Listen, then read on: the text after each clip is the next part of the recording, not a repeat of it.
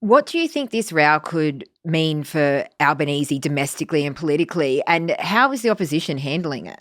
Well, I mean, obviously it's much bigger than a political race call in Australia, but I think it will probably work in Anthony Albanese's favour, which is something that the Israeli opposition leader sort of said, that clashing with Netanyahu is probably a political positive for Western leaders because Netanyahu is so isolated. And I think polls show that Australians were quite strongly in favour of the recognition of Palestine even before a peace agreement.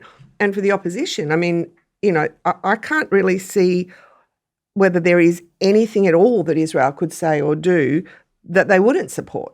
Susan Lee's vowed to reverse the recognition decision. She's saying this is entirely Anthony Albanese's fault.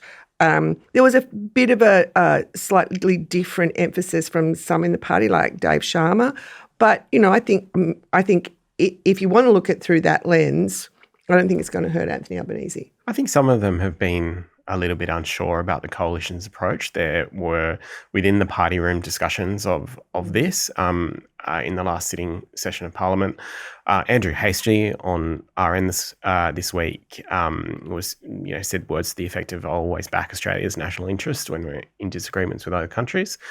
So I don't think that there is unanimity within the coalition of their approach at the moment, and I think it'll be interesting to see how this shapes out. But equally, there have been others who've said quite hostile things to the government's response. Jane Hume, the backbencher, said the government failed to recognise what the cancellation of the visa would mean. This wasn't just any old visa, and called Tony Burke's comments incendiary and outrageous. You can understand why Netanyahu would feel betrayed by Australia and by Anthony Albanese. I've been quite surprised, actually, how hardline the coalition leadership has been on this.